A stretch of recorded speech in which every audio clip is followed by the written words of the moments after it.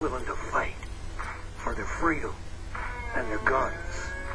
So are we. Come and take it if you want it. Come and take it if you think you can.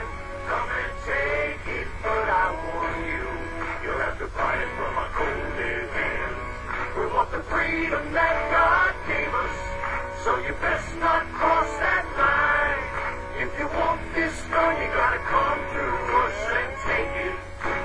One shot at a time. Just like Gonzalez, we're keeping our guns. Hello, everybody out there. Kansas Hillbilly Prep coming at you. Well, I got a couple more questions. Just totally bugging at me. Okay. Now I'm about to play you what the cop did one more time. Said one more time. But then while he's doing that, I want you to think about something. Why in the world would FEMA be buying 102,000 boxcars with shackles in them? What would they be using that for? 102,000 boxcars. Think about it, people. And I'm going to play this thing for you one more time. Think about it. I'll be back. And the Christian love in your heart to join us in the night. Sure, I appreciate that. Well, we appreciate you, brother. I cannot begin to tell you how proud I am to know you via radio and what you're trying to do and the truth you're telling to the people. Thank you so much for having the courage to do this. I know you care for the people. You want to do this. You're putting your whole, not only your career on the line, you're putting your life on the line, aren't you? Yes, sir, I certainly am. And if I could, I'd just like to say I've done a lot of praying, and I got two special Christian friends that I've kind of talked with, and we figured it was time for the truth to be released. Well, I just, we got a lot of things covered tonight, but I don't want to rush through any of them if I can help it. Folks, I promise to get you phone calls if we can. But again, Lieutenant, would you mind telling the people, as briefly as you possibly can, what you do know firsthand that's coming down probably in the next 2 or 3 months in this country? Yes, sir.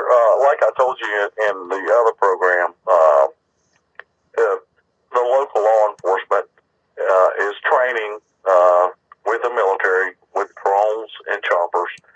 And the training locally here began basically in May of 2012. Now, it's not something new, but it's something that they've really stepped up with.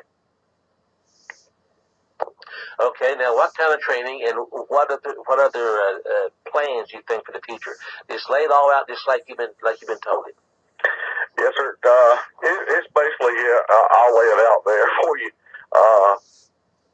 It's not really a secret to a lot of law enforcement officers here that's on the side of God and country, because we know the feeling and we all feel it. And they plan on a total all-out gun confiscation. And it's just simple. I mean, it's just that way. Basically, how they've got the law enforcement agencies tied in was with all these federal government funding programs. It didn't make any difference what an agency wanted. For specifically the last couple of years, they just poured and poured and poured millions and billions of dollars into local law enforcement agencies. Now the federal government owns them, and they pretty well have to do what they say do if they want to continue. Oh yeah, you suck off the federal attention, they're going to ask you to pay them back. That's for sure. Yes, sir. Now, I lost my train of thoughts. Many questions come through mine. I can't keep up with them. As far up as you know, who's behind this? As far up as you know. It goes way high. Okay. I'd rather not say exactly what I do know, but I do know it goes high in the federal government. But you do know that Illinois, as we speak, has got a bill proposed that would outlaw any kind of more than probably single-shot rifle or handgun, whether it's lever actions, pump action, whatever. You know that, right? Yes, sir. I did hear that. Yes, sir. And they would not grandfather anything. They'll all be turned in or confiscated. Do you foresee that happening cross country? Yes, sir, I do.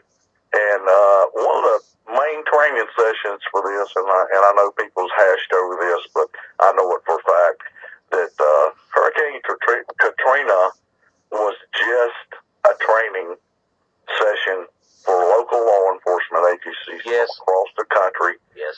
And if you'll notice, they never utilized their own departments there.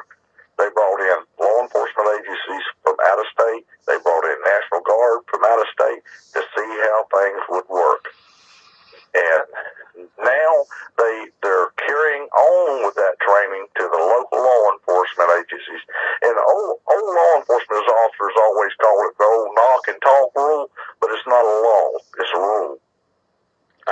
Yeah. That's what their intentions is to carry through with the knock and talk. And you can either let them in by invitation or they will come in. Yeah, that in Hurricane Katrina, they really arrested people. And there's one video went viral where the little lady had a handgun. She was holding it, and they tackled her with it. And they did do gun confiscations after Katrina. The mayor said we're going to do it, and they did it. Now there won't be any tackling this time, Pastor Butch. Won't be any what now? There won't be any tackling anyone this time. This time be what then? Be total force. Deadly force. You mean, okay, gotcha. So there's no point in trying to reason with them, is there? No, sir. Okay, now you add in 102,000 boxcars with shackles. And what do you get? I don't think they're too much older. My friends, we're in a lot of trouble. And we, as gun owners, as Americans, need to stand up now. Or either, my friends, we ain't going to have an America left to worry about. Now, this has just been one thing after the other. I can name hundreds and hundreds of cases. They're already taking people's guns all over the place, at least where there's a lot of them. And they're trying to get us one at a time. But we need to all help each other out here, guys. Anyway, God bless, keep your loved ones close, and watch out for the government.